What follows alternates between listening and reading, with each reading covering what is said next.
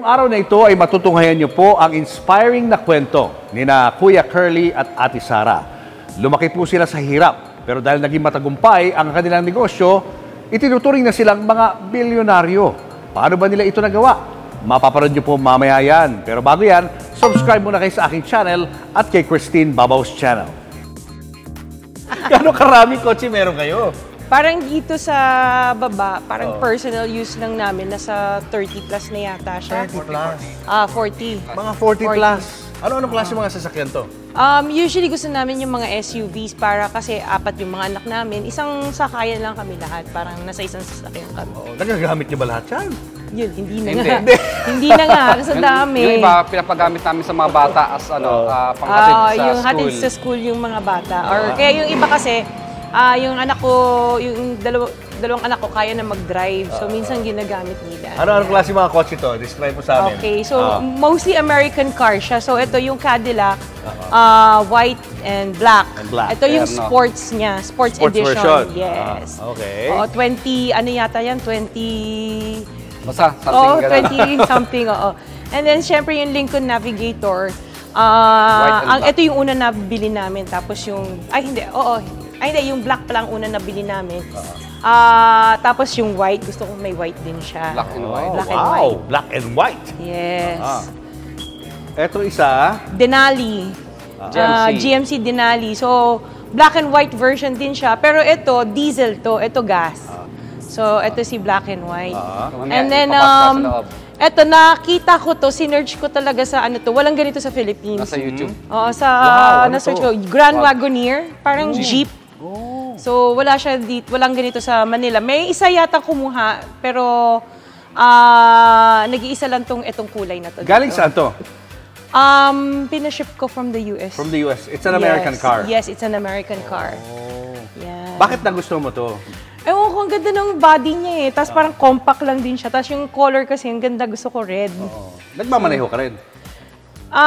Marunong ako mag-drive, left, right. Hindi ako marunong mag-park. Yun. Okay.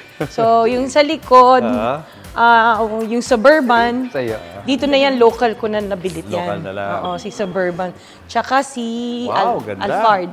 Oo. Ganda naman ito. Oo. So, mahilig kami sa mga malalaking kotse kasi eh. para kasya kami. Tsaka yung mga anak ko kasi malalaki. So, here naman, mga pick-up tong dalawang to. Natuwa naman kasi ako sa kanyang lalaki niya eh. So, ito yung Dodge Ram. And then, the Tundra na Toyota. Sobrang comfortable. Ang ganda ng suspension nito. Imported din to, no? Yes. Parang walang ganito dito, no? Pilipinas. And the color red itself kasi bihira yung red na color nito. Nice. And then the Toyota Sequoia. This is the TRD Pro. So more sports, tapos ito yung Capstone, yung high-end niya.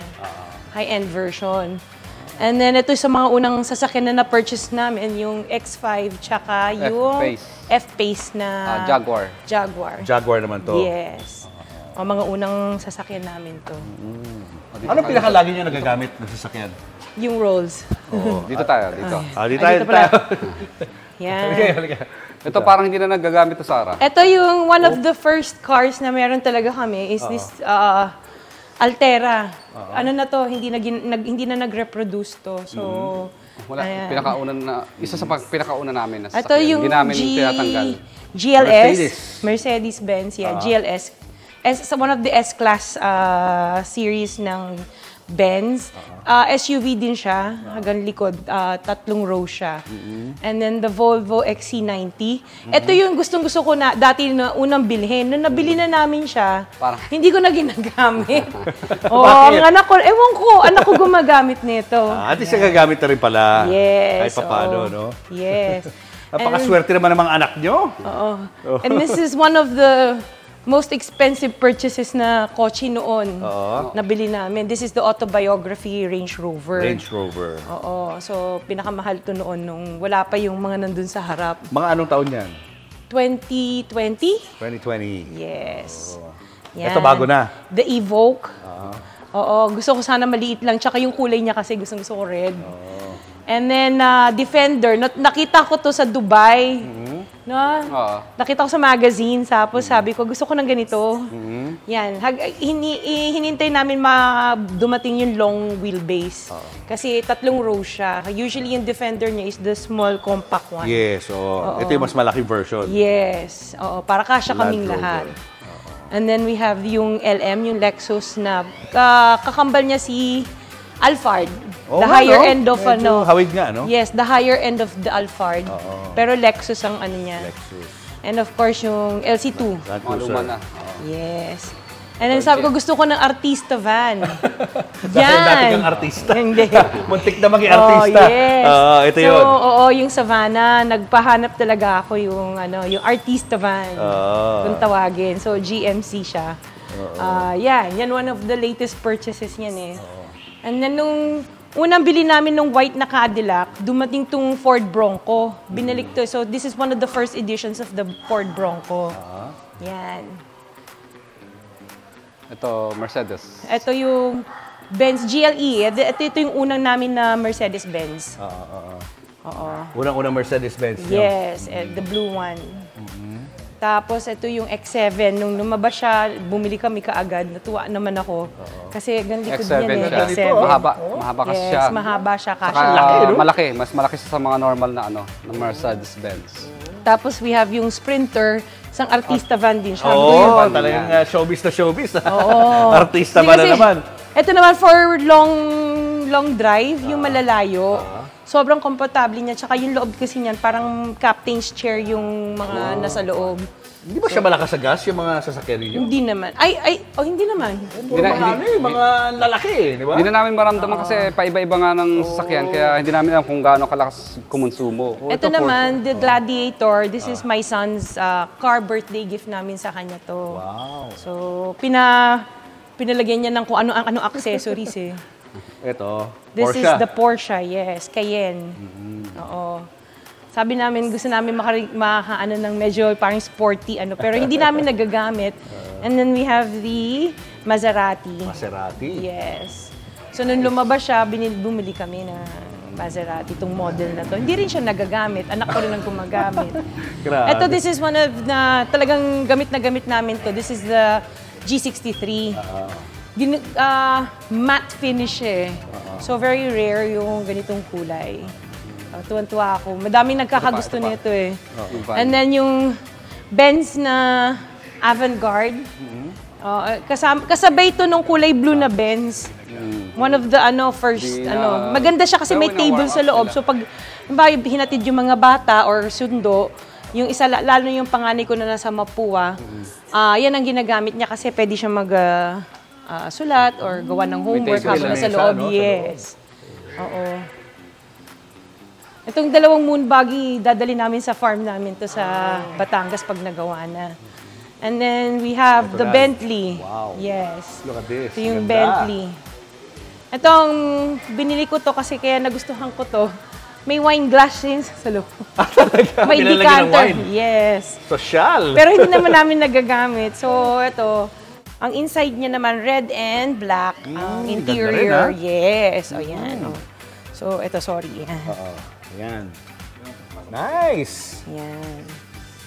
Very sporty ang loob. Yes. Ay, sorry. So, ito yung... Bakit di mo-open yung ilaw? Yan. Tapos lumalabas sa sahig yung logo niya. Oo nga, no? Astig, oh. May logo ng Bentley.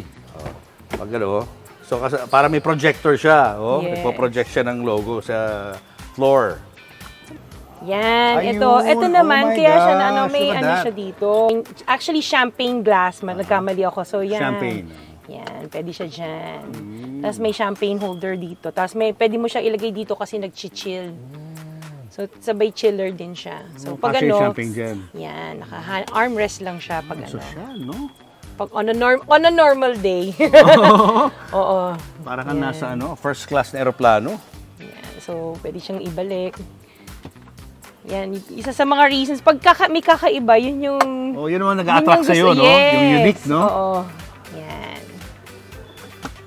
Galing. And then we have the Maybach. Mercedes-Benz Maybach.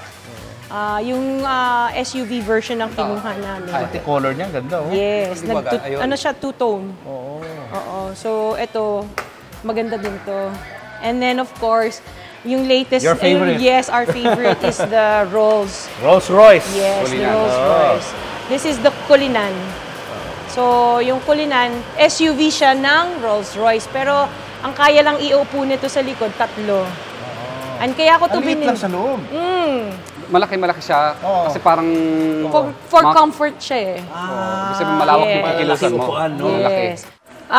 Ito, maluwag lang yung likod niya. Parang pang-luxury lang talaga. So, ang ano na to, kasi Cullinan siya. Siya yung SUV ng Rolls-Royce. So, ito, yung dumating siya, interior siya ng Hermes Orange. Wow. Oo. So, sa yan yung loob, kulay oh. ng Hermes. Tapos may skylight siya sa taas. Parang may mga stars. Yes. Oh my God. Parang limo, no? Limo Yes. type, no? Oo. Tapos ang doors niya pa ganyan. So, pa-open siya pa ganyan din. So, kaya mo to kinuha dahil Kasi ito, may payong, oh. Natutuwa ako sa payong. Paano tuwa ba to? siya sa payong. Ayan. Pero hindi ko pinagagamit tong dahil payong na hindi to. pwedeng gamitin. Oo, kasi mahal yung payong. Oo. Ayan. Ganda So, ito na. yung payong niya. So, tig-isang payong yan. Yes, on both sides. Ayun. So, yan yung Okay. feature niyang Rolls na kaya ako siya nabili kasi tuwa ako sa payong siya. Tignan natin kung gaano kaluwag. Ayun. Uy, maluwag nga. Laki ng legroom. Yes. Very comfortable sa loob. Tapos, meron pa siyang, ano ba to? Yung table niya. And may TV din siya. Yan.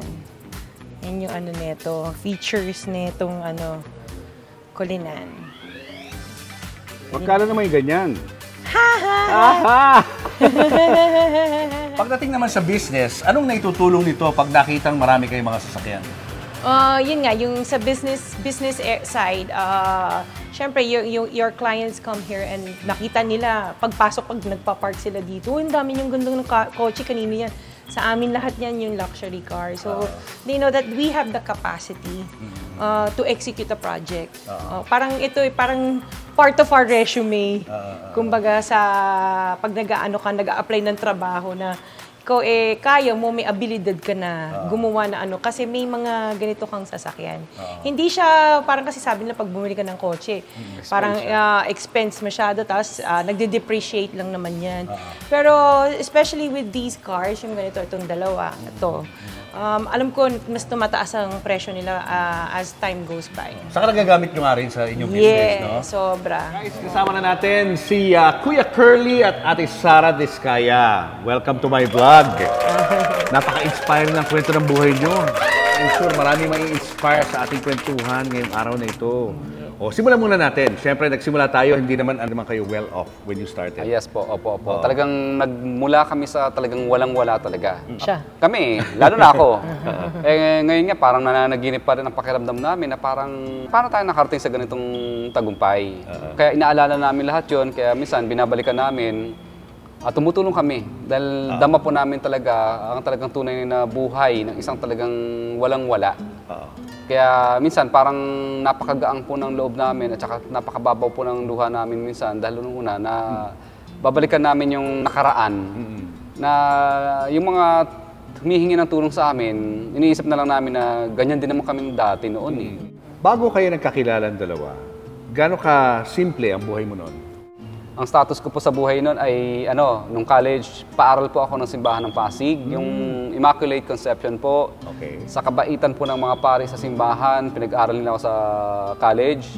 Katumbas naman po ng pag-aaral ko ay libreng patira sa simbahan, libreng pagkain, kapalit na at pag-aaral po sa kolehiyo. At katumbas naman ng binibigay nila sa akin ay pagiging janitor sa simbahan. Pag walang lector, walang commentator, walang mother butler, pag walang usherettes, pag walang lahat ng klase ng mga volunteers sa simbahan, wala. Ako po at saka yung kapatid ko ang proxies. Ako naman po, ng mga time na yun, tuwang-tuwa po ako dahil unang-una po, wala naman kami talagang bahay. For example, ako po, ng mga time po na yun, kaya tuwang-tuwa ako na pinatira din ako ng mga pari sa simbahan ng Pasig. Libre sa kumbento yun, kasama ko yung mga pari. Kasi kung anong kinakain ng mga pare, ganun din naman ang kinakain namin. At kung saan sila nakatira, doon din naman kami nakatira sa kumbento rin. Kasi kung hindi po kami patitirahin ng mga pare doon, nakatira po kami magkapatid sa Floodway, informal settlers po kasi ang aking mga magulang sa Floodway, East Bank. Informal settlers din po yung mga kapatid ko sa Floodway, East Bank. So doon po kami titira talaga. Oho. At minsan, parang medyo maganda-ganda naman yung tirahan namin kasi wala nga kami matirahang na maayos. Minsan nakikitira kami sa tiyuhin ko. Ay syempre, nahihiya naman kami sa tiyuhin ko, kaya talagang no choice, kundi makitira kami sa mga kapatid ko na informal settlers din po sa East Bank Floodway. At saka yung nanay ko, nandun din. Pabigat pa po kami. Pero sa pamamagitan ng libreng pagpapatira sa amin ng mga pare sa simbahan ng Pasig, nakakapag-aral na kami, nakakalibre kami ng pagkain, libre tirahan. At minsan, nauuwian ko pa yung mga kapatid ko sa Floodway East Bank. So kahit papaano, yung mga alay po sa simbahan, nahihingi ko sa mga pare. Kagaya ng sardinas, dilata. So nahihingi ko po yun sa mga prutas. Binibigyan naman nila kaya sa mabulok nga lang naman. Pagkatapos, inuuwi ko po yun doon sa mga kapatid ko sa Floodway. Kasi at least may pandagdag. Masayang-masayang puso ko dahil hindi man ako makapagbigay ng pera sa kanila, nakakapagbigay naman ako sa kanila ng pagkain. Kaya minsan, every other day, iniipon ko yung mga alay, pag tinatanong ko yung mga pare, kailangan niyo pa ba ito, Father, itong pagkain na to? Siyempre, hindi naman nila kailangan kasi sagana naman sila sa pagkain. So, hinihingi ko yun, inuwi ko sa mga kapatid ko at sa nanay ko para may pandagdag, makatikim sila ng masarap na pagkain. Opo. Ikaw naman, Sarah, kamusta naman ang kabataan mo? Saan ka ba lumaki? Bata ako ay lumaki at pinanganak sa United Kingdom. And then ang parents ko both OFW. So yung mom ko and dad ko, yung mom ko domestic helper and yung dad ko waiter. Pero nagwe-waitress din ang mami ko. Ang life namin, hindi naman kami mahirap. Parang middle class naman kami ang buhay namin. So nabibili namin yung gusto namin. Pero hindi yung mga branded or ano, wala kaming ganon. Hindi naman kami pinalaki din ng parents ko na ganon. So, simple lang, I went to a private school dito sa Pasig, si Colegio del Buen Consejo or CBC.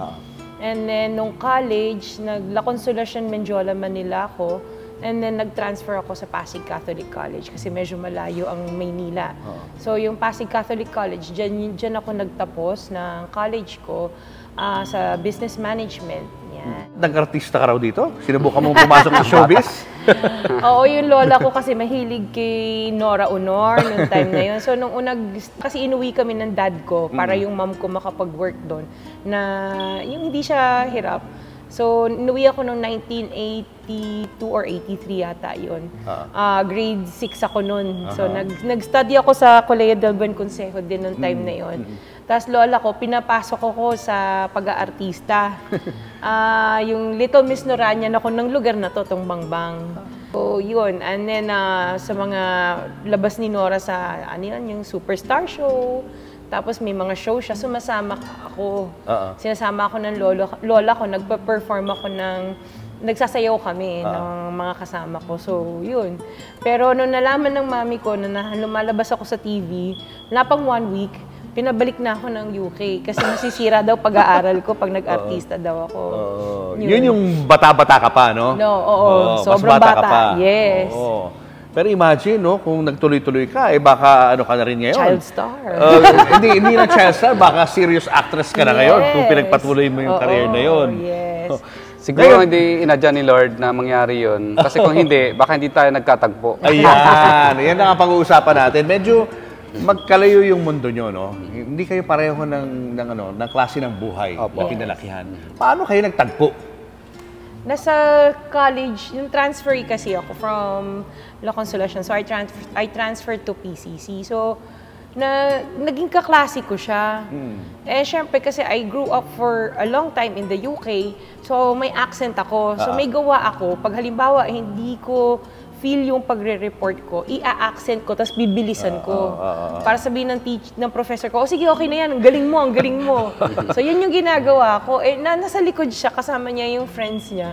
Pinagtatawanan ako. Inaras ka ka. Sabi, kasi syempre, very distinguishable yung accent ko. Sarap pagtripan. Sa American English, so kakaiba sa tenga. So siya, yun. pinagtatawanan ako, tapos may nagpapakilala na siya, tapos, ewan ko. Actually, yung pagpapakilala ko noon, nilakasan ko lang din ang loob ko na magpakilala sa kanya. Pero, syempre, bilang talagang walang-wala sa buhay dati before, parang yung confidence mo sa sarili, para bang, ay, nakakatakot maging ka-date yan, nakakatakot ligawan yan, kasi baka may kaya sa buhay yan, kasi may accent sa pagsasalita. Baka mamaya magyaya ng date yan, hindi ko ma-finance yung ano niya, date namin. At ako ang magbunot ng pangbayad, patay. Sabi ko, yari. Patay ka. Kaya minsan nakakatakot na yung makadate. Kasi baka mamaya sa bunutan, siya pang bumunot ng pangbayad. Okay. Oo. So, tsaka nung mga time na yun, wala ako talagang masyadong pang-date. Hindi ko alam kung paano ko didiskartehan. Kung ang sa akin lang alam kong diskarteng kalye. Kalyeng panliligaw at saka walang date kasi hindi nangangailangan ng pera yung mga ganong klase ng style eh. So, paano ka dumiskarte ngayon? Kadalasan, dahil naging pumasok ng pagmamadre sa simbahan. Yes. So, doon ko siya... Pumasok ka? Yes. Para magmadre? Actually, nung 15 ako, when we first arrived here, may calling ako. So, okay. Nag-try ako pumasok sa convent. So, for 3 months, nasa convent ako. And tapos, pinalabas ako para mag-search kung saan ba ako, kung sa labas ba ako or gusto ko ipagpatuloy. Nag-apply ako sa Santa Clara de Montefalco. Gusto ko maging mongha. Oo, mongha. Parang hindi ka panipaniwala ng mongha. Kaya lang, sabi ng lola ko, if papasok ako sa kumbento, hindi daw niya ako mapapatawad. Kailangan kasi isa sa vows na titake mo, detachment from family. So, yun ang hindi ko... Kaya ko lahat, hindi ko pa kayang i-detach yung sarili ko sa family. Hindi ko pinagpatuloy. Ikaw ba, Kuya Curly, nag-isip ka rin na magpare? Kasi di ba, scholar ka ng mga pare eh. Dati, nag-isip talaga ako na maging pare. Kasi nakikita ko yung mga pare, napaka-simple nila, parang wala silang problema. Pero ang paraan ko noon para mag-isip ng pagiging pare ay para takasan ng kahirapan. Kasi sabi ko, kapag naging pare ako, wala nang problema. Wala akong asawa, wala akong anak. Ang gagawin ko na lang, tutulong na lang ako ng tutulong sa nanay ko at sa mga kapatid ko. Para yung kinikita ko bilang pagiging pare o ano pang mga klaseng mga donasyon, ibibigay ko na lang doon sa mga kapatid ko na talaga naghihirap. So yun ang talagang tunay na plan ko. Kundi, parang masama ang layunin ko eh. Kundi takasan ng kahirapan, hindi para for the purpose of serving. Pero nakikita ko, na hindi ko akalain na biglang magbabago ang lahat. Siguro sinabi ni Lord, hindi ka para dyan. Kasi mukhang hindi mo deserve na maging pare. Ang dapat sa'yo, maging padre. Padre de pamilya. Kasi ang iniisip mo ay kung paano mo tulungan yung mga kapatid mo, magulang mo, na talagang hirap sa buhay. So, siguro talagang sinadya ni Lord na pagtagpuin ng landas namin dalawa. Siya, dapat naging madre. Ikaw, inisip mo maging pare. Parang may, kahit paano may connection doon eh, di ba? Nakikita tayo eh. Ngayon, yung binabanggit mo kaninang date, yung first date nyo, kumusta naman? Ang first date namin, doon lang sa kantin ng PCC yun eh. Kasi wala naman kasi talaga akong masyadong pera eh. Tsaka ang date namin, minsan yung mga jolly-jolly lang sa tabi-tabi. Hindi ka ba nailang? Dahil syempre, parang gusto mo maging madre before, di ba? Ngayon, dinidate ka na nito. Di ba ano yun? Di ba mahirap? Hindi naman. Different kasi, syempre, growing up in another country then where everyone is, ikaw girlfriend na kita, ganun ka agad. Okay. So here, yung papanik ng ligaw sa bahay, may dulang bulaklak, may chocolates pang kasama. Dati ang pinipitas ko lang na bulaklak na binibigay sa kanya, alam mo yung mga bulaklak na nagtutusok daw sa simbahan. Kasi di ba sa paanan ng Nazareno, at saka ni Mama Mary, ang dami nagtutusok ng mga bulaklak doon, mga flowers na ang gaganda. Tuwing hapon, ang gagawin ko, pipiliin ko doon yung hindi palanta na bulaklak. Ipunin ko yun. Hindi nagalit sa'yo si Mama Mary. Siguro, hindi naman po siya magagalit kasi may maganda akong intention. Unang-una, wala akong perang pambili ng bulaklak. At saka ibibigay ko naman sa taong mahal ko, siguro matutuwa na rin po si Lord nung ginawa ko na yon. At saka kaysa naman mabulok, pipitasin din yun, tatapon. So ako, hanggat pa nabubulok, pinitas ko na. Kinuha ko. Nakalibre ako dahil una, yung nagtusok na, sigurado ako, gumastos ng pambili ng bulaklak para itusok doon. Tapos ako naman kinuha ko para ibigay sa kanya. Actually, everyday, no? Everyday. Pero kadalasan, nagpapakita ako sa kanya pag tapos ko na lahat ang trabaho ko. Yes. Kasi kadalasan, umaga-umaga pa lang sa simbahan noon, sinasara ko ng mga simbahan. Kasi takot ako makita ako ng mga taga-PCC, mga classmate ko sa college. Kasi ang simbahan ng Immaculate Conception at saka Pasig Catholic College, tumbling lang ang pagitan. Lakad lang po, magkadikit po eh. So, ang gagawin ko, sasarado ko lahat ng pintuan kasi makikita ko ng mga kaklase ko sa PCC na naglilinis ng simbahan. Takot din ako makita rin niya na pinagpapawisan ako at naglilinis na ng simbahan. Siyempre, so tinatago ko yung sarili ko na ako ay nag-janitor at naglilinis at nagmamap at nagpapaliser. Ang gusto ko lang makita ng lahat, ng mga classmate ko at saka niya, yung nakabis na ako ng pangsutana. Kasi parang proud na ako noon, parang tingin ko sa sarili ko, hindi ako janitor dito, hindi ako tagalinis. Alalay ako ng mga pare. Yun ang gusto ko ipalabasin eh. Na ako, sakasan ako dito, may dangal ako, parang ganun ang dating. Yun. Ano nagustuhan mo sa kanya? No, kaya nakuhang matamis mong oo. Anong meron kay Kuya Curly? Ano siya, persistent manligaw. So, everyday, pinupuntahan niya ako sa bahay. Tapos, nakakatuwa siya. Funny siya pag nag-joke. Corny, pero funny. Hindi ko alam kung bakit. Tapos, ewan ko, parang iba eh. Iba yung... Sa totoo lang kasi noong time na yon, tatlo sila nandiligaw sa akin. So, may ko na nalaman yan, ha? Ngayon na ba? Ngayon na ba ito? Sabi ko ito. Meron sa umaga, may karibal pala ako, lunchtime, tapos siya yung gabi. Tapos ang parang even though persistent din yung dalawa, pero iba yung sa kanya kasi nakakatuwa siya eh. Yung parang... Komedyante. Oo, tapos mas may, parang feeling ko mas may common kaming mga pag-uugali noong time na yon. So paano kayo nag-decide na magpakasal? Kailan nangyari ito? Nung una po, talaga, takot ako magpakasal dahil wala naman talaga akong budget para sa pangpakasal eh. Ang gusto ko lang po, kahit nga sa Huwes, takot din ako dahil parang inisip ko baka mahal. Oo, tsaka hindi talaga ako ready noon. Dahil nung sabi ko, paano yan? Hindi ko alam kung saan bubunutin yung pambunot. Oo. Nagpakasal lang po muna kami sa Huwes. West muna. Yes, sa West. At saka lang kami nagpakasal po nung medyo dahan-dahan ng medyo gumaganda yung buhay namin. Hiningi po niya na pakasal mo na sa simbahan. Ako naman, parang ayaw ko pa sa danila, kulang pa yung pang-budget natin. Actually, kasi nung time na yon, dad ko, poorly na yung health. So, tatlo kami magkapatid, yung isa lalaki, tapos yung sister ko, hindi pa siya parang financially prepared na mag-ikasal. So, nung time na yun, kasi 2003 kami kinasal sa West. 2016 kami kinasal sa simbahan. So, may ang laki ng period namin bago kami kinasal sa church. Yung mga anak namin, sila na yung ring bearer, yung kasi malalaki na sila. Apat. Oo, yung apat. So, yung time na yun, dad ko sick. So, sabi ko, gusto ko yung dad ko, may maihatid man lamang sa aisle sa amin dalawa ng sister ko. So, ako yung nagpakasal sa church talagang. Tapos after a month, he passed away. At least nakita niyo yun, no? Yes. Pero na nagsisimula pala kayo bilang mag-asawa, nakasal sa Huwes, kamusta naging buhay ninyo? Mahirap ba yung simula? Nung simula kasi, parang kinasal kami biglaan, umuwi lang ako sa Philippines para binyagan yung anak ko. Kasi nung time na yun, hindi pa siya ready nga to settle down. Eh, nakita niya na yung anak niya na nandoon. First time niya mahawakan. Kasi hindi ko sinabi na uuwi kami. Kasi nandun na sa point na nung nasa London ako, hindi pa siya ready na magkaroon ng baby. So, doon ako nanganak. May option kasi ako na to give birth for free doon. Tama.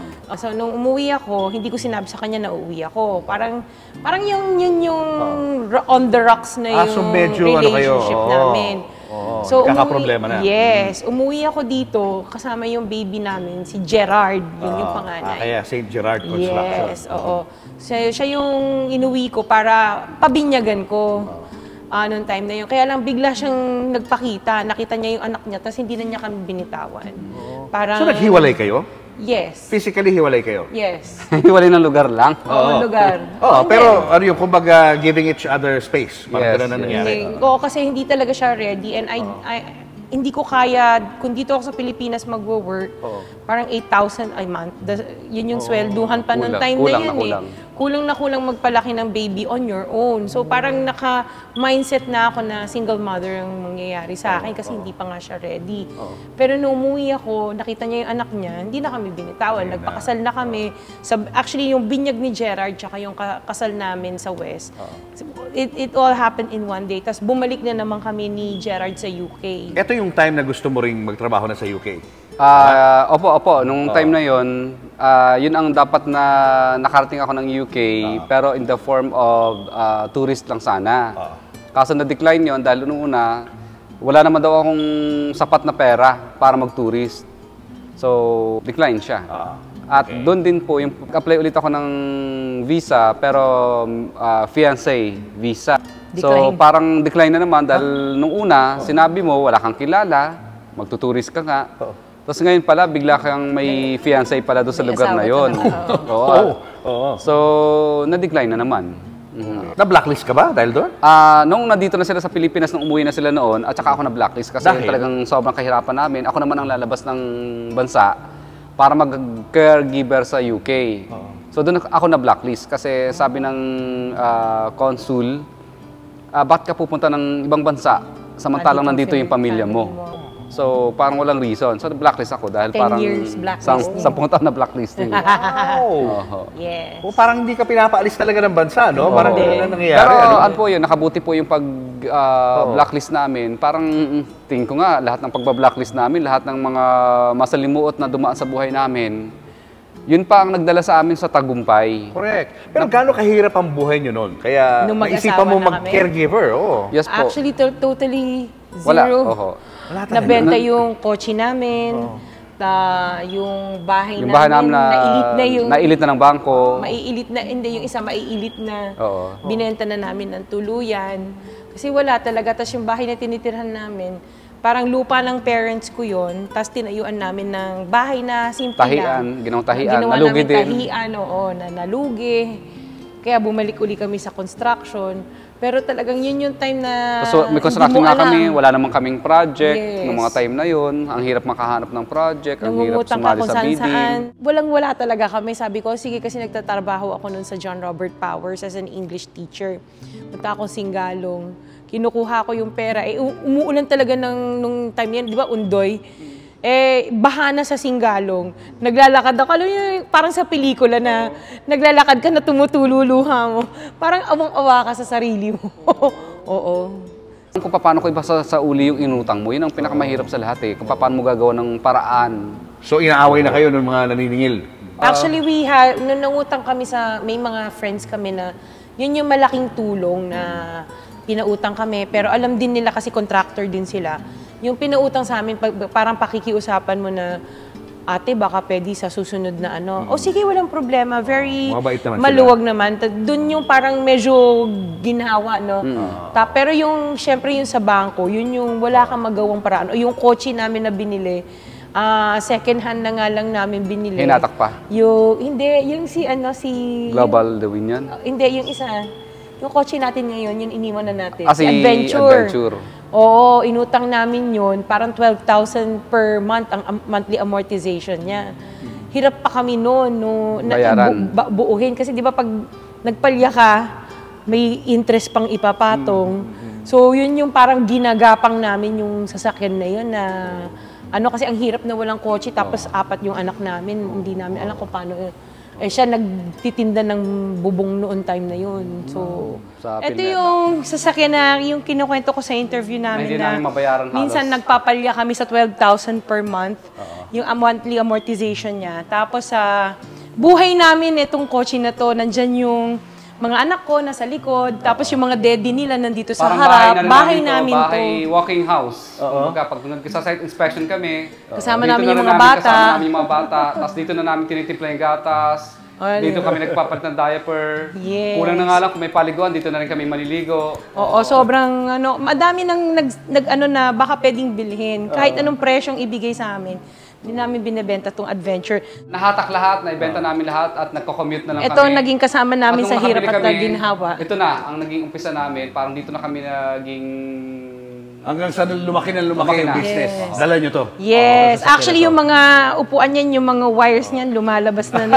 Pina-re-upholster ko Dapat pa yan. gawin ng artwork to. Yes. Naka-display na lang as an artwork. Yes, Bali po, ang pina-re-upholster. nangyari po nito, nung pinag-umpisa pa lang kami mag-asawa, syempre, jobless ako. So, ang nangyari po nito, nag-apply po ako sa biyanan ko ng trabaho. Sabi ko, Daddy, baka pwede mo naman bigyan ako ng trabaho dyan. Ako na muna magbantay ng mga site mo. So, binigyan naman ako ng pagkakataon at hindi pa ako masyadong magaling at marunong noon. So, talagang ginawa ko, ang sipag ko talaga. Mula umaga hanggang hapon, talagang binabantayan ko yun, binabalikan ko yun. Hanggang hindi ko napapansin, kahit hindi naman ako nag-aaral ng engineering talaga, dahil actual experience talaga natutunan ko. Aba, natututo na ako sa mga foreman ko. Kung paano ang diskarte, paano yung paglatag ng bakal, paano lahat.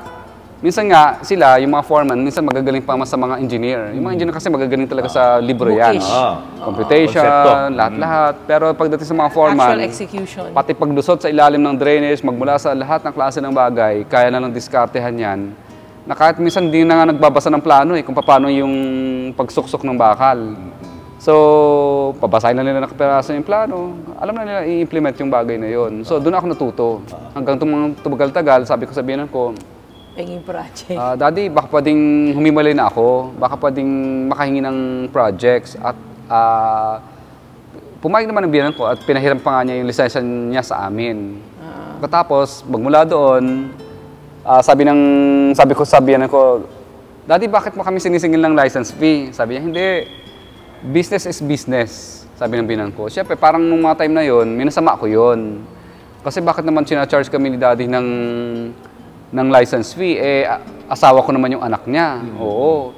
Pero hindi namin akalain na doon pala kami matututo. Doon pala kami magiging successful. Kasi kung siguro nanatili kaming umasa doon sa biyanan ko at hindi kami tuniruan ng talagang tunay na tinatawag na business is business, family is family, parang magiging dependent ka lang sa lahat ng klase ng bagay. So doon, naturuan kami na maging tumayo sa sarili namin.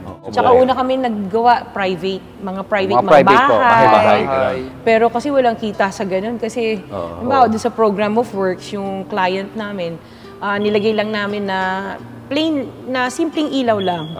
Aba, gusto ending, yung end product, chandelier na. Wala naman dun sa budget, program, wala sa budget.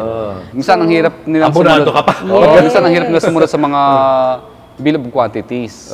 Kaya sabi namin, ang hirap nito, doon na lang tayo sa City Hall noong time na yun.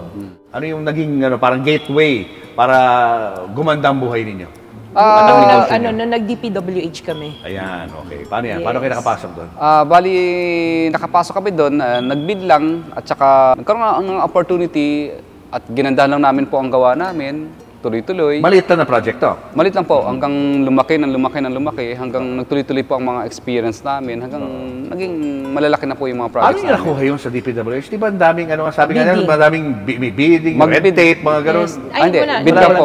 Ano kayo nakalusot doon sa bidding? Yung prices namin, lower than yes. Mga gano'ng kadaming project nyo sa isang taon? Noong time sa na yun, gobyerno? parang 10 yata, masaya na tayo. Parang dati noon, pag umabot na kami ng mga 50 million. Wow. Na maliliit. Na maliliit na. 4M, 5M, parang accumulated. Masaya na kami. Pero nung tumagal-tagal po, parang na-overwhelmed din kami at minsan, pangit din palang kumuha ng napakaraming maliliit. Parang mas maganda pala na kumuha ka na lang ng isang malaki o dalawang malaki para yung pagbabantay at monitor mo, dalawa lang halos. Kaysa kumuha ka ng 10 malilit na tag 5 million o di ka tag 10 million. So yung management mo, hindi ganun karami at hindi rin karami yung set ng equipment na pwede mo gamitin sa... Pati documentation niya. Pati documentation niya, mahirap pag masyadong marami. Anong malaking project ang nagawa nyo na nagpabago ng buhay nyo? Actually, marami kasi nagsunod-sunod Sunod-sunod na. Nagsabay-sabay pa nga Tapos, dahil sa mga ahensya ng gobyerno, hindi ko mo naman talaga kailangan ng sobrang laki ng puhunan kasi may mobilization naman po yan. So, yun lang naman piniikot namin ng piniikot at may tulong ng kapirasong tulong ng bangko, yun lang po. Saka importante yung trust nila sa inyo. Yes. Hindi dapat masira. Opo. So yun na, nakapagawa na kayo ng mga sunod-sunod na project. Paano nabago nito yung buhay ninyo? Ano mga changes na nangyari? Siguro ang sa buhay, personal life namin, hindi na kami nag-iisip kung or hindi kami natatakot mag-grocery na on a budget with 4 growing kids. Yung pangalawa, hindi ka na natatakot magbayad ng tuition fee na ibuo mo na. Kasi noon yung tatlo, apat na sila pala nag-aaral, ang hirap na installment basis, minsan pumapalya ka pa. Nakikiusap pa kami. So yun yung medyo yung parang, yung tinik na, alam mo na whole year bayad ka na, wala ka nang iisipin sa mga anak mo na yung tuition fee nila, yung gamit nila sa school. Hindi ka dun sa sale bibili kasi alam mo may budget ka naman. Tapos sa employee side din namin. Sa employee side namin, syempre, the more na gumaganda namin, sumusunod na kami na sumusunod sa batas. Kasi kadalasan po kasi ng ibang mga construction company, palibasa ang tawag nila doon ay project-based. Kadalasan, hindi sila masyadong sumusunod sa batas dahil inisip nila, pagtapos ng project, hiwa-hiwalay na tayo. Babay na. So sa amin, hindi po. Ang ginawa namin, dahil tuloy-tuloy naman yung mga project namin, talagang ginagawa namin regular kaagad ang namin, mga tao namin. Yes. At binibigay namin kung anong government requirements na makasunod ka sa batas. At katunayan, nilalagpasan pa namin kung ano ang wala pa sa government requirements, dinadagdagan pa namin ng iba't ibang uri ng mga benefits yon, katulad ng insurance, healthcare, at saka other benefits pa po. Yun ang way din ng pasasalamat namin sa lahat ng mga employees namin. Dahil kung hindi naman dahil sa kanilang lahat, hindi kami abot sa ganito. Hindi kami makakarating sa ganito klase ng tagumpay. Kasi kung kaming dalawa lang, hindi namin kaya yun.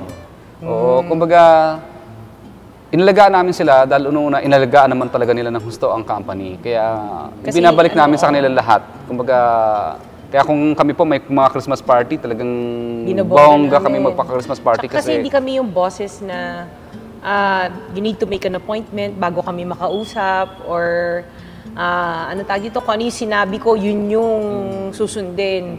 Kami very open sa suggestions, ideas nila kasi baka mamaya, oo nga, boss nga kami, pero mamaya yung ini-implement namin na mga rules or regulations, hindi na yun. So, very open kami sa conversation with our employees. Yun yung sinasabi ko sa lahat ng interviews, nagpapa-interview sa amin, we leave our doors open. Why? Sisilip lang sila, may gawa ba si sir or si ma'am? Wala. Kakausapin na lang kami direct. Kasi hindi na namin pinapaabot yung problem or situation na malala na. Nasa-solve namin kaagad, let's sit down, let's talk about it, ano nangyayari. O hindi kami yung typical bosses na ang hirap kausapin. Gusto namin kaagad-agad at gusto namin malapit. Actually, malalapit yung mga employees namin. We treat them like our second family. Kuya Curly, napansin ko dito sa building nyo, punong-puno na mga stones. Para ba mga kristal? Paano ka ba nahilig sa ganyan? Nag-start ang paghilig namin sa ganyang klase ng bagay. Simula po nung before po kasi, nag-start kami sa pungsoy-pungsoy kasi may kaibigan kaming isang Pilipino na may kaibigan Chinese na naniniwala siya sa pungsoy. Sabi ko, ba't hindi kaya natin subukan? Bumili lang muna kami ng tag 10,000 ng mga pungsoy, art. Tapos may placement siya, binabasa ko yung kay Martes Allen, kay Lilian Tu na mga books, every year yon. May placement siya kung saan dapat iligay. So sinubukan ko, sabi ko, ba't ganun? Parang anggang na dating. Minsan walang-wala na kaming pera, nakasingil kami. Minsan parang kulang ka na ng ganito, biglang may dumating. Tapos sabi ko parang hanggang parang namamagnet niya. So sinubukan ko hanggang nung sumunod na taon, 20, nag-aaway na kami mag-asawa dahil ba't daw ako gumastos ng pangpungsoy items na umabot ng 20,000. Pero ang ganda ng result. So ang nangyari, nung sumunod na taon, umabot na kami ng 100,000 sa pagbili ng iba't ibang mga klase ng pungsoy items. Para ilagay dito sa north, south, west, east, iba't ibang klase ng placement yon. Taon-taon pinapalitan kasi yon. Napansin namin sandali, parang kakaiba talaga parang may hatak talaga na parang ang gaang ng dating. Pero sa kabila ng lahat ng yun, ang faith pa namin kay Lord, hindi naman talaga nawala. Kasi sabi nila, pungsoy is science. So sabi ko, wala namang masamang maniwala sa swerte, wala namang mawawala sa'yo, mababawasan ka lang ng kapirasong pera.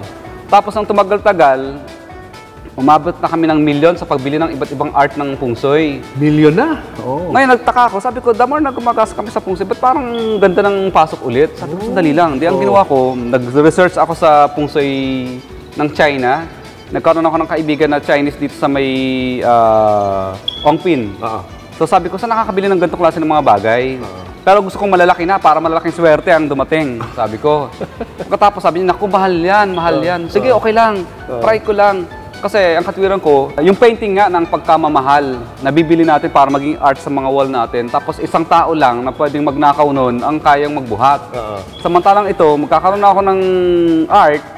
Tapos pag may gustong kumuha ng bagay na yan, nako, mamamatay muna siya pag nadaganan siya niyan. Sobrang bigat. So ang bigat yan, hindi yan makukuha, mananakaw ka agad. At pangalawa, may swerte na ang display, dahil pungsoy nga yan, plus may art ka pa na dekorasyon sa office mo. Katulad nito, ito nasa likod. Katulad po ito. Ang laki. Ito po, pinaship ko po yan from China mula doon sa isang kaibigan ko po rin na nagka-curvings talaga, si Jay. Kay Jay po yan. Yan po ay jade art po. Ang jade kasi, akala natin green lang yung jade. Pero ang jade po, iba-iba rin po ang kulay niya. May classification din po siya mula sa iba't ibang kulay. Ang pinakamahal lang talaga na jade, kaya nasanay tayo na ang kulay ng jade ay green. Kasi yun ang pinakamahal na jade, pag kulay green. Pero yung mga ganito klaseng parang yellowish lang, medyo cheap kind of jade lang yan. Pero isang buo yan, na kinarve. Yes. Bali, hinati-hati sa ano yan, sa 5. 1, 2, 3, 4, 5. 6 pa nga, kasi nga, hindi kayang buhatin yan ng, mababasag siya lalo. Wow! Kaya pinutol-putol. At dito na lang in-assemble. Kuya Curly, ikot tayo din sa lugar mo. Ano mga klase ng mga bato makikita natin ito, dito? Ito, mga citrine. Ito, ang ibig sabihin naman itong bato na to, mga citrine yan. Citrine, ibig sabihin yan, money, for money ang ibig sabihin. Ibig sabihin, parang ina-attract mo yung money. So sabi ko, wala namang masama. May natural stone ka pa, may money ka pa na pwedeng pumasok. Citrine ang tawag dyan. Citrine, stone. Ito yan, pareho rin. Tapos ito naman, yung mga art na ganito, yung pink jade naman to. Pink jade. Akala ko dati, isa lang ang kulay ng jade, pero iba-iba pala ang kulay ng mga jade. May mga maliliit ka rin dito. Yan, mga jade din yan. Ang dami talaga Ang gaganda ng pagkaka-art sa kanya, tulad po nito. Ito naman, money catcher naman yan. Frog yan, na jade din, na pang-catch ng pera daw. Kaya yan, may mukhang pera siya. Chinese money. Okay. At mapapansin mo, napapaligiran niya ng iba't ibang parang gold bars or money coins. Kasi minsan, pag inisip mo na magkakapera ka talaga. Pag inisip mo na makakasakit ka talaga. Pag inisip mo ang problema, magugulat ka na lang, maya-maya may problema ka na. Kaya dapat ang isipin mo, yung positive energy, pag inisip mo positive, positive din ang papasok sa'yo. Pag inisip mo ang negative, negative din ang papasok sa'yo. So, kaya mapapansin mo, lahat ng dapat ng mga art mo, positive. Tulad yan, tungkol sa pagkakaperahan niya, mga gold bars yan. So, ang ibig sabihin yan, iniisip parang naglalagay ka ng isang bagay na marami akong pera, marami akong bars. So literal parang gano'n, literal. Gusto mo lagay sa bahay mo kung ano yung gusto mo makuha. Yes, kung anong bagay na, halimbawa, naglagay ka ng painting sa wall ng bahay mo na isang painting na nakakaiyak, nagdurusang tao, yun din ang magiging reflection ng puso mo. Yun din ang magiging laman niya. Paggising na paggising mo sa umaga. Ito, Kuya Curly, ito. Ayan, ito naman po, ang tawag po dito, amethyst stone. Ano naman ang amethyst? Ang amethyst naman yung parang love, ang ibinibigay niya, success and wealth din. Pero more on love siya. More on love. Kaya kapag nakakakita ka ng kulay na ganito, parang mapapansin mo, umiiba din yung aura ng mukha mo, umiiba din yung aura ng puso mo. Parang love. Parang in love. Diba? Ito, sino ba to? Love. Ito naman si Kwang Kong, ang ibig sabihin nito, wealth and success. Kasi ito yung parang general ng mga Chinese. So ibig sabihin, pag inisip mo wealth and success, magiging successful ka kasi inisip mo successful eh. Wealth, pag inisip mo rin yung wealth, kasi kung anong ilagay mo sa isip mo minsan mangyayari, pag inisip mo minsan na magkakasakit ka mamaya, magkakasakit ka eh. Pag inisip mo hindi ka magkakasakit, minsan, lalong hindi darating sa'yo yung sakit, lalong parang tawag doon yung mind over matter kung tawagin. Parang pungsoy din yun eh. Pero hindi na to bato. Hindi to bato. Ito, bakal siya. Bakal yung na. Bronze. Symbolism lang siya, no? Yes. Ito naman, Ganon din, amethyst din yun. Nilagyan namin ng iba't ibang klase ng stone. Kasi yung mga stone na yun, may mga ibig sabihin, yung parang healing, something, iba't ibang uri ng ibig sabihin. Arwana. Ang arwana naman, ang ibig sabihin niyan, wealth din yan. Wealth. Kasi una-una, parang coins kasi yun eh. Coins. Money, ang kaliskis niya. Kaya mapapansin mo sa Chinese, yung arwana is a symbol of money. Ba't di ka nalang bumili ng totoong arwana? Bakit? Yung arwana na totoo. Mas mahal pa yata yung bato na yan. Namamatay kasi yun eh. Namamatay. Si Buddha, yun naman ang ibig sabihin ng Buddha. Ito naman, parang pag nakakakita ka niyan, di ba, minsan parang relax ang pakiramdam mo. Parang, kaya mapapansin mo, yung mga ganyang klase, makikita mo sa mga spa. Mga spa na... meditation spa. Yes. Kasi ang ibig sabihin ng meditation niya, nagpapahinga ka, nagre-relax ka. So tuwing makakita ka ng ganyan, parang nagkakaroon ka ng inner peace at saka relaxation. So natural stone talaga, ganyan ang itsura niya? Yes, oo. Kasi tinaman, hindi perfect yung shape, no? Oo. So ngayon, pag inisip mo yung nakaka-attract na bagay na, ay, nakaka-attract ng bagay na pera. So, pag inisip mo na nakaka-attract ng pera yan, minsan yun din ang nilalagay mo sa utak mo na nakakapag-attract. So, parang nagiging instrumento siya na mag-isip ka ng isang bagay na nakaka-attract. Yun ang paniniwala mo. So, ibig sabihin, yun ang tinatawag na mind over matter minsan. Ano naman to? Ito naman, ito ay pangsalok daw ng swerte at saka pag-ibig din, love. So, ito po. Dito nilalagay dapat mga alahas, jewelry. Pero dahil nasa office yan, hindi po namin nalagyan ng alahas yan. Dahil baka biglang maglaho. Ang bigat nito, no? Paano pinasok to rito? Ano po, ang ginamit namin dito, yung backhoe. Kasi ilang tonelada rin po ito, halos magdadalawang tonelada rin ang bigat niya. Kasi mas mabigat po ito kaysa sa normal na bato. So habang ginagawa yung building nyo, yun, nilalagay na yan? Pinasok na. Kasi hindi niya kayang ipasok. Kailangan sisirain mo yung glass kapag once na tapos na. Kaya pinasok na muna. Okay. Yun. Ito naman, si Kwangkong din yun. Yung isang kaibigan ko rin na si Jay, ang nagpagawa nito sa China at pinadala dito. So ito naman, ang version naman niya, kapareho din ng doon, kaya lang iba lang yung kulay niya. Bronze din to. Bronze. Yun, sobrang bigat din yan. Anong sinisimbolize niya? Success, wealth, at saka prosperity. Eto, dito ko na-impress. Isang jade din po yan, no? jade din po yan, pero mapapansin, kinerve ng matinding hand yan. Ito po ay isang taon daw mahigit na kinerve ng isang magaling na magka-carvings. So isang buong bato to? Yes po, bato po yan. Tapos inukit-ukit niya hanggang sa magkaroon ng mga imahe. Wow. At ito, bato to, na alam mo yung jade na, alam mo yung matandang-matanda na may halong kahoy? Di ba minsan ng kahoy, nagiging parang jade din yan sa nakalaunan ng napakahabang panahon. Kaya mapapansin mo, yung texture niyan, nagiging may portion na bato at kahoy. Tingnan mo naman, no? Halika, Jog, tingnan mo to. Paano niya na carve itong mga puno na ganito? Galing sa bato. Grabe yung detalye. Pinong-pinong pati yung tao. Kinarve yan ganyan. Isang buo yan na bato. Papaswerte din yan. Pero sabi ko, talagang swerte talaga. Dahil una, isang uri ng art kasi ito eh. Isang uri ng art. Mapapansin nyo, jade elephant din to. Kaliwa at kanan yan. Yan. So ito, ang ibig sabihin yan, success and wealth naman. Bakit? Kasi ang elephant, ang sinisimbolo niya is malaki, malakas. So parang pag once na yun ang ginawa mong symbol, isang malaki at malakas, iniisip mo parang malaki at malakas ka na rin. Ganun ang prinsipyo, no? Parang kung ano yung nakikita mo, mai-vibe mo yung, yung mga qualities doon. Yun, dito, isa pa to. Parang yung kanina rin. Ito, mas matindi rin po ang nito. Yung carvings niya. Wow! Pampaswerte din daw to. Jade din siya. Jade. Pero ibang kulay ng jade naman to. Grabe. Yun. Pero madetalyado yan. Bato, mga tao. Yung ano niya, Imagine sa isang bloke yan, ha? Isang buong, tapos inisa-isa nila yan. Inukit-ukit yan hanggang sa magkaroon ng form. Kaya yan, talagang siya, yung very rare yung ganyan. Hindi siya, hindi siya, kasi ang hirap yan, Ang hirap. I can just imagine, paano yan? Ilang taon na gumawa nito? Ilan sila na carver? Hindi ko lang malaman. Basta ang sabi sa akin, ang nag-curve doon yan ay inabot ng mahigit 1 taon. Lang? 1 year. 1 year lang sa ganito ka-complicated na. Kaya naintindihan ko yung presyo nito. Minsan, hindi na yung bato ang pag-usapan natin eh. Yung talent na lang ng nag-curve niyan. At the same time, may pampaswerte ka na. May ka pa. Magkano yung price nito? Ganito po. Umabot din kami ng halos mga 7. 700? No, million. Oh my God. 7 million, guys. Yung ganyan.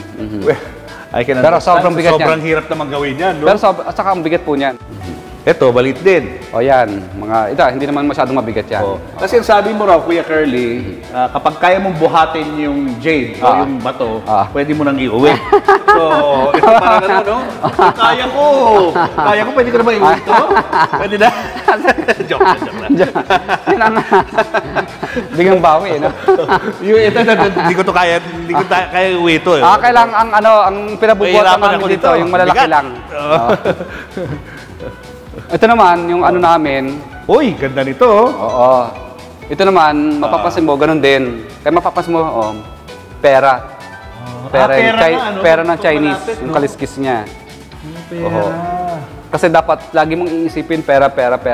Magkakapera ka. Oo. Pag inisip mo, hindi ka makakaroon ng pera, wag asahan mo na, hindi ka na talaga magkakaroon ng pera. Iba rin, ha? Oo, pero mapapansin mo. Parang ceramic. Ano siya, mabigat to, sobrang bigat. Oo nga, no? Oo.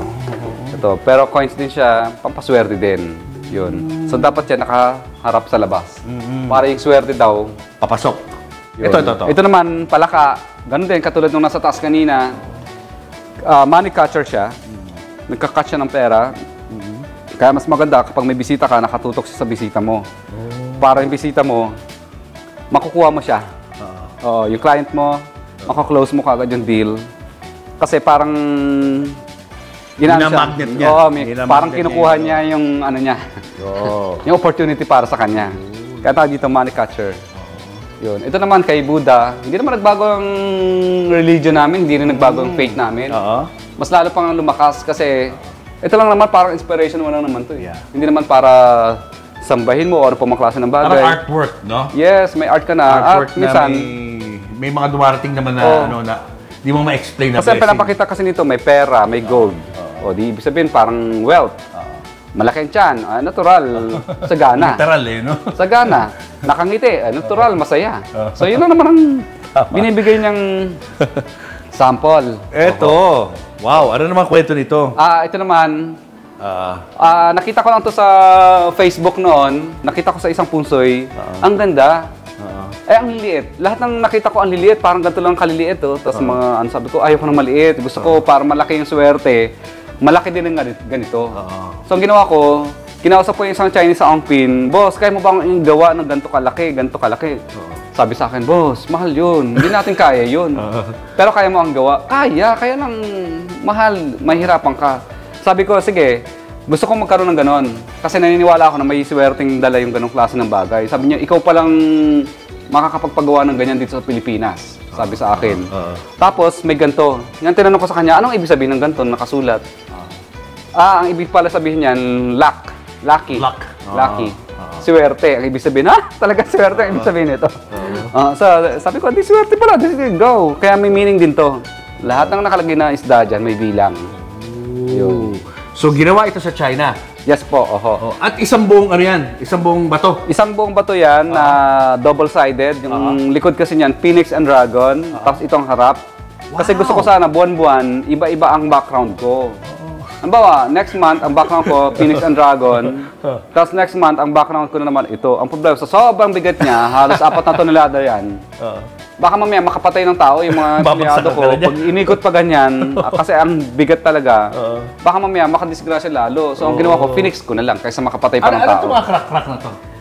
Natural po yan. Dahil una, ito po talaga, sa totoo lang, sa wild talaga, hindi ka naman makakuha ng ganito buong slab. Wala kang makakuha ng buong slab ganito. Kaya ang ginawa nila, pinagdugtong-dugtong, yung mga ganyan, pinagdugtong-dugtong. Kasi wala pong namimina na ganito ka buo kaagad. Gano'ng katagal ginawa to? Umabot ng 6 months ito. 6 months? Ginawa, ito po. Coming from a life na nakaranas ng hirap sa buhay, paano nyo ibinabalik sa mga tao nangangailangan? Di ba may saying na charity begins at home? So, na umpisahan namin, yung home namin is here, the office. So, yung mga employees namin, sila yung pinagbibigyan namin. So, sila yung mga nagpo-post. Nung pandemic, hindi namin pinabayaan sila. Every week, may grocery pack sila or yung vitamins or halimbawa, na-confine sila dun sa quarantine facility. Pinapadalan ko ng food, ng vitamins.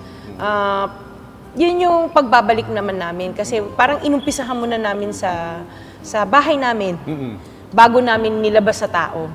At ngayon nga, nasa labas na yan. Yes, no? oo. Balita ko, dinadagsa daw ng mga tao itong lugar niyo. Yes. Mga humihingi ng tulong. Yes. Anong pulisiyan niyo pagdating sa ganun? Paano niyo ina-accommodate yung mga taong yun? May mga request lang sila na humihingi sila ng financial or medical. Pero naka-system naman kami. Systematic. Para malaman namin kung sino yung balik ng balik at humihingi. Pero binibigyan pa rin namin. Kasi siguro kaya balik ng balik yan dahil talaga namang baka walang trabaho. Walang opportunity na nasa kanya, kaya wala na naman siyang panggamot o baka mamaya maintenance na naman, pambili na naman ulit. So binibigyan pa rin naman namin, hindi pa rin naman sila nawawalan. Pero kahit paano, nililimit namin kasi baka mamaya nag-aabuso na rin. Yes. Kasi we would like to give everyone a chance. Tama. Hindi pwedeng ikaw lang, hindi nabigay kami ng bigay, may iban mas nangangailangan. Or iba, kasi parang meron minsan na, bakit yung akin ganito lang? Yung sa kanya, ganito kalaki.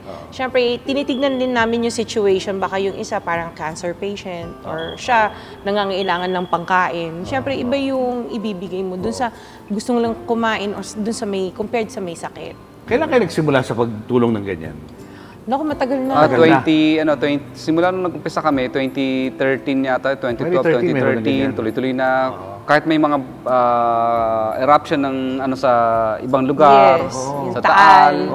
Pinuntahan namin. Yung mga humihingi sa amin ng medical mission through financial at saka gamot na literal na pinadadala doon sa lugar nila na humihingi sa amin yung mga kaibigan natin. Yung mga wheelchairs na hiningi mga kaibigan natin sa iba't ibang lugar kagaya ng bandang Mindanao area, dito sa bandang Quezon City area, mga Laguna area. Tapos parang nilimit na namin, gusto namin, kami naman na mamigay, ano kaya feeling? No? So, nung birthday niya, sabi ko, ano kaya magbigay tayong wheelchair? Niya, nga, no, try natin. So, nagbigay kami ng wheelchair, quad cane, nung birthday niya, parang 2 years ago. Parang lang namin, parang hindi natin lawakan yung pagbibigay pa natin. Lang. Kasi kadalasan ng pinakamalalaki pagbibigay namin, labas ng Pasig. So, anong nangyari? Bakit hindi natin ipasok dito sa Pasig? Tinaray lang namin. Ang ginawa namin, kasi wala kami alam na pwedeng pagbigyan. Mga wheelchairs, etc. O ano pa mga klase ng bagay. Eh di, ginawa namin, tinesting namin, sinulatan namin yung mga barangay captains, bakit pwede nyo kaming tulungan kung sino ang pwedeng pagbigyan ng mga tulong. Doon sa mga nanonood sa atin ngayon, anong dapat nilang tandaan? Kung sakaling gusto nilang humingi ng tulong sa inyo, paano bang sistema na dapat nilang malaman? Gagawa lang naman sila ng request letter. Nilalagay, halimbawa, if it's for medical assistance, meron din kaming siguro nire-request yung halimbawa yung copy ng reseta nila, tsaka certificate of indigency. Kasi baka mamay yung gamot nila, meron kaming available dito. So binibigay na namin yung parang 1 month supply ng gamot nila. Tapos may financial assistance din kasama para yung financial sa ibang bagay, pwede nilang bilan ng bigas or something na hindi nila magagalaw kasi may gamot na sila. Saan nila ipapadala yon yung letter na yun? Yung letter, personal nilang dadalhin dito sa office namin. Okay. Tsaka hindi kami na kasi madami din nagre-request ng GCash, which is parang hindi ako comfortable or hindi kami comfortable dun sa GCash. So, mas better if personal din namin sila nakikilala or nakikita. Siguro pakita natin yung yung Facebook page nyo, no? Kung saan sila pwedeng magpadala ng kanilang mga letters, mga request sa inyo. Kaya papakita ho natin ngayon para kahit papaano, hindi na ho kayo mahirapan. Kasi, di ba, magagaling pa sila sa malayong lugar. Darating sila dito, yung pala magkakaproblema rin. I-assess yun na lang yung kanilang mga request. No? Actually, kahit yung ID lang nila, tsaka request nila, yun lang po para talagang, kasi minsan yung iba, parang hindi namin kilala talaga, baka mamaya, tapos yun nga, humingi pa, GCash daw. Kasi minsan may iba pa nagpadala, bank account, doon na daw i-deposit. So, ngayong napakaganda na ng buhay ninyo, pag naiisip nyo yung pinanggalingan nyo, paano anong naglalaro sa isip nyo? Paano may explain itong blessing na dumating sa inyo? Opo, parang gusto mong maging inspiration yung nakaraan mo, pero ayaw mabalikan, kundi ang pagbabalik na kailangan gawin mo ay tulungan mo yung mga ganun din na nakakaranas ng katulad ng naranasan mo before. Kasi naiintindihan, kumbaga, ikaw ang unang nakakaintindi sa kanila kasi unang-una nanggaling ka dyan eh. So, danas mo yung pusong kung paano ang mahirapan ng ganyan, paano yung utak ng tao na nakakaranas ng ganyan. So, dama po namin yun kasi unang-una po, pinagdaanan talaga namin. Kaya sabi namin, pag nakakakita kami ng ganyang klase ng tao, hindi kami kaagad nagdadalawang isip na tulungan. Dahil nakikita namin yung sarili namin sa kanila. Sa tingin nyo, saan galing ang lahat ng ito, ng blessing na to? Yun nga, sabi nga di ba sabi nga ng husband ko, hindi mo ikahihirap kung tutulong ka sa ibang tao. Parang feeling namin yung tinutulong namin, yun yung nagiging blessing na pabalik sa amin. Feeling nga namin mag-asawa, parang ginawa kaming instrument ni Lord. Na kasi sobrang, pati kami na-overwhelm sa nangyayari sa buhay namin. Kasi never in your wildest dreams, makakaisip ko na magkakaroon kami ng ganito. Oo, parang nananaginip lang kami. Pero yung pagtulong namin sa tao, parang yun yung kung bakit kami nababalikan pa ng more. Parang yun yung feeling namin, good karma, parang ganon. Actually, parang sa akin, nararamdaman ko, baka sabi ko, mukhang may pagtawag pa si Lord sa amin. Baka mamaya itong mga bagay na ito ay pinahiram lang ni Lord sa amin para sa isang bagay na magamit namin, para isang next na uri ng pagtulong. Baka mamaya ito ang ginawa niyang paraan upang makatulong kami sa iba pang mga tao na talagang walang-wala dahil inisip ni Lord na kayo lang pwedeng makadama sa talagang tunay na kanilang damdamin at pinagdadaanan dahil napagdaanan nyo na ito. So kayo ang unang makakaramdam sa kanilang pangangailangan. Nalunong-una, kayo rin ang nakaramdam before nito. Yung pain nila, yung kanilang pagdurusa, pinagdaanan namin. So siguro baka ginamit ni Lord yun, kayo ang gagamitin ko. Kasi kayo ang unang nakakaintindi sa kanila. Dahil kayo ay dating nasa ganitong kalagayan. Yes. Tulungan niyo sila at i-reach out niyo ang mga kamay nila sa kanila at tulungan niyo sila na makaangat din. Kung hindi man ganun karami, kahit mga ilan. Kaya nga yung inyong storya, ang nagbibigay lakas sa mga kababayan natin na medyo nawawala na ng pag-asa sa buhay. At kapag darinig nila ang kwento nyo, talagang mas may inspire sila na magtrabaho na magtrabaho. Yes, para maging successful din na katulad nyo. Thank you so much for sharing your inspiring stories with us. Thank you din sa Ate Sara, Kuya Curly, thank you. Thank you sa mga kwento ninyo. Thank you. Din! Ang gato! To! Darna! Darna! Darna! Ay, dapat laging go! Paano ba akong ginaganto? Lahat na paghihirap ko pagkukudkod sa kubeta. Binabaliwala niyo Bakit? Kasi akala niyo umihilang ako ng pera sa ibang bansa. At doon sa mga basher, bash lang ang bash! Go lang ang go! Engagement yan! So, hindi ko naman kayo masisisi kung ano yung laman ng isip nyo about sa costume. Kasi wala naman ako nakitang dar ng nakapantulog, di ba? O dar ng pantalon. So, lawakan na po natin pag-iisip natin. Hindi ho lahat na nakikita na natin. Meron po kasi na makikita mo kala mo maganda ang panlabas, pero mabaho ang panloob.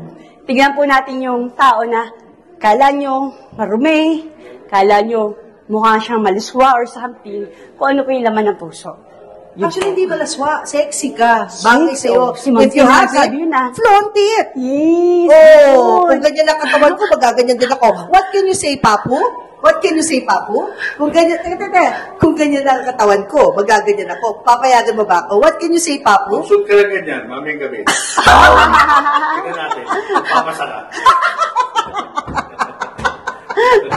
Pahiram. Lalabang ko ito mamaya, ma'am, kasi masim-asim na ito mula sa taas. Don't forget to like, subscribe, and share. Yeah.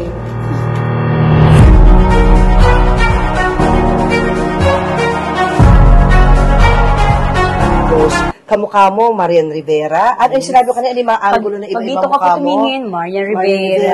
Oo. Pag Tapos, gumanyan ka, Carla Abellana. Pag gumanyan ka, Rika. Medyo tatagilid tayo. Ayan, si Lindy yun. Oh, yun. May Rufa May pa. Nasaan ang Rufa May? Pakita mo Rufa May. Sa buhay, huwag niyong makakalimutan. Walang sukuan. Dapat tayo, go, go, go! Yay, ganun! Julius and Tintin para sa pamilyang Pilipino would like to thank the following. Pure Gold. Sa Pure Gold, always panalo. David Salon. Whoever you are, whatever you do, David Salon brings out the best in you. Raja Travel Corporation. With you on your journey. Baby Co Wipes. Bida si baby sa alagang Baby Co Wipes. Cupid's Cologne Love Mist. To order, message TonyBBabaw@gmail.com. Enagic from Japan, Kangen water machine. Goldmine Rice, from farm to market. Be a rice distributor to wholesalers, retailers, and consumers. Open for franchise.